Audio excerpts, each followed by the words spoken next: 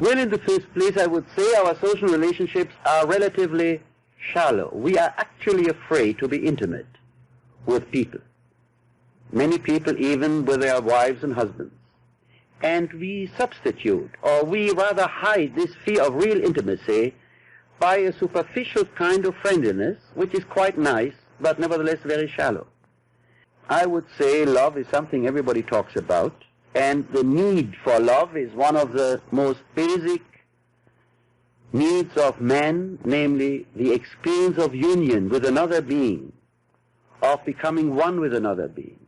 And yet I would say that love today is a relatively rare phenomenon, that we have a great deal of sentimentality, we have a great deal of illusion about love, namely as something one falls in, but the question is that one cannot fall in love really, one has to be in love, and that means that loving becomes, and the ability to love, becomes one of the most important things in life. Love is not easy.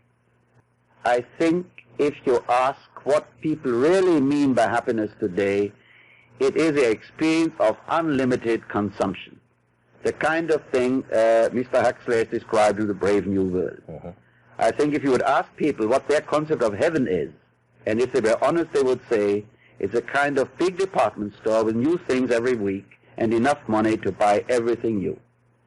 I would say democracy once meant organization of society in the state in which the individual citizen feels responsible and acts responsibly and participates in decision-making.